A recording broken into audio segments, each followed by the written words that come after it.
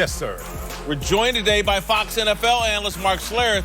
Coming up, we'll tell you what to make of a woman making football history. And if Kyrie is really the cause of the Celtics' struggles. But we're going to start today with a very big story.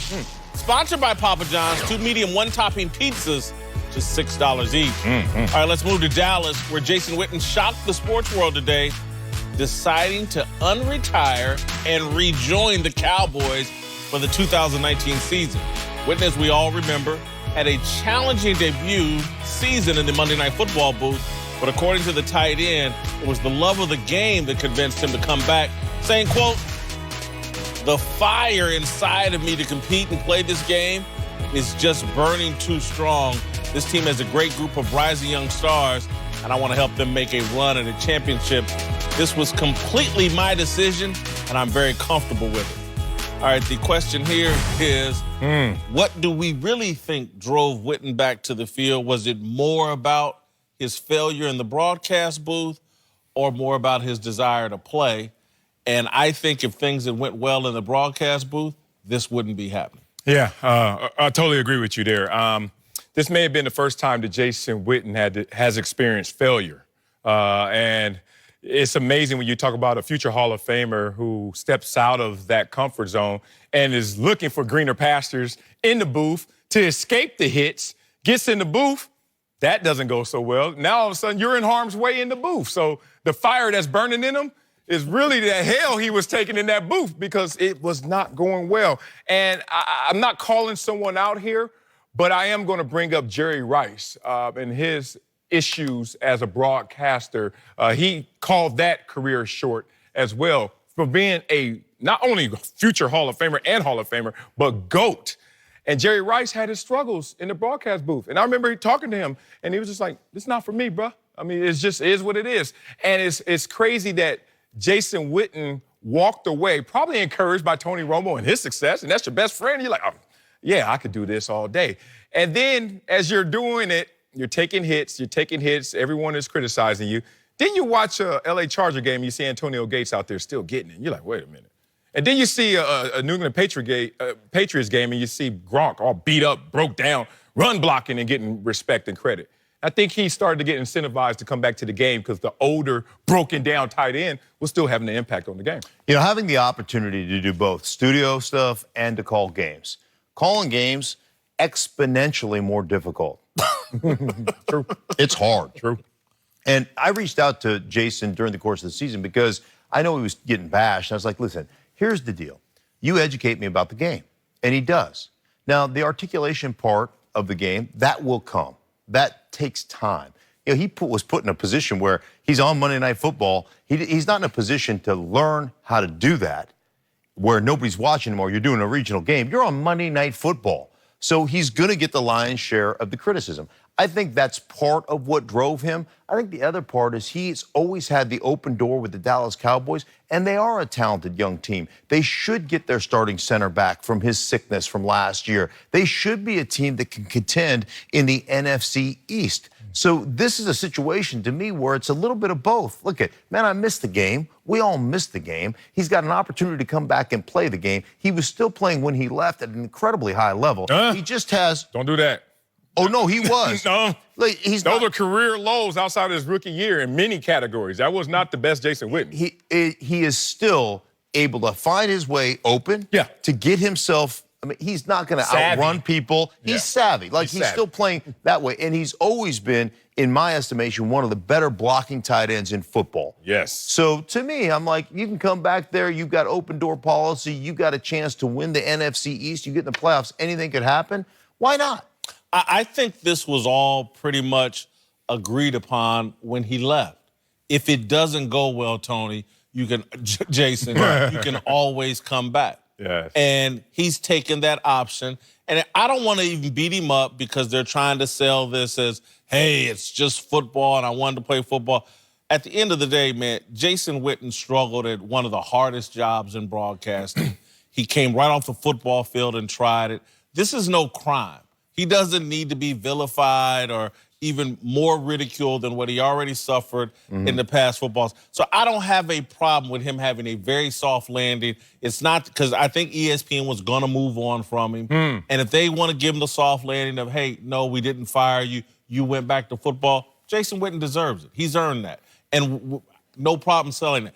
The second layer to this, though, is the real question is he going to help the Dallas Cowboys this coming season? I think he is. Mark touched on it. His run blocking ability is going to help, especially with Ezekiel Elliott there in the running game. His pass catching ability, not always based on skill set measurables, but just the intelligence and the savviness to get open, to read coverage, to read a defense. Yes, that's going to be beneficial.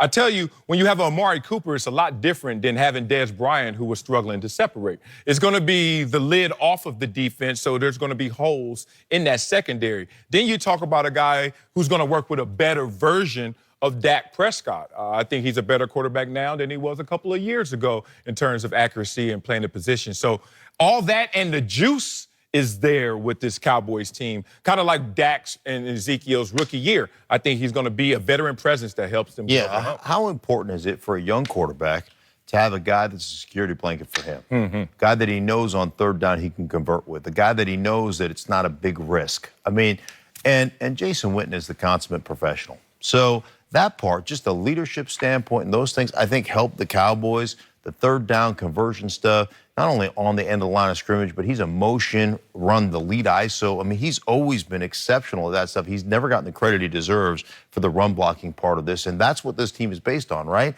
It's based on running the football with Zeke, and then making Dak, convert on third downs and third down and short situations to be in an optimal kind of position. So I think this does help the Dallas Cowboys offense. I think it helps in the sense that this, to me, is an indication to everybody in that organization. The 53 guys that'll be on the final roster, the extra 40 guys that they have on the team right now, Jerry Jones is all in. He doesn't have another chip. Well, the next chip he's going to put in is when he gives Dak a contract that's probably too much money, which will be, to me, Jason Witten coming back says Jerry Jones, everybody's backs against the wall. Jason Garrett, Dak Prescott. Hey, Dak, you got no excuse. Yeah. We brought back a Hall of Fame tight end. We got Amari Cooper. We got a defense. We got a draft coming up. Let's go. Yeah. And so it's like, we're here to win a Super Bowl. Will it work? And I'm a little concerned about, but I like the move of bringing Witten back because of the level of pressure that will be on everybody.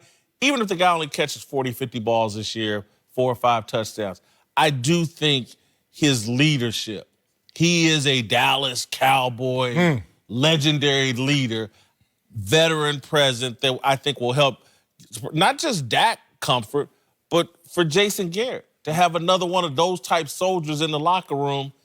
And so I like the move for those reasons. Yeah, he's an enforcer. We always talk about the Patriots and the Patriot way, and how Tom Brady becomes the deputy sheriff who's executing and enforcing everything that Belichick wants in terms of culture. That's who Jason Witten is. I played with him in Dallas. The guy, consummate pro, is an understatement of how Jason Witten approaches the game. Never anything extra in terms of bringing in distractions or noise. Always about his business, always about his work. And what's his greatest ability? Availability. Missed one game in his career. Think about that. At that position, the way he plays it and how gritty he is, only one game missed. And think about this, today's game, you almost have to get permission from the players to coach them. You know what I'm saying? Yeah. Right? So in New England, Bill Belichick can rip Tom Brady in front of everybody, and guess what? Everybody's got to fall in line, because if they can do it to Tom Brady, they can do it to all of us. Yes. Jason Witten gives you that kind of guy where if I can rip Jason Witten, I can rip anybody. I've got permission to coach my team.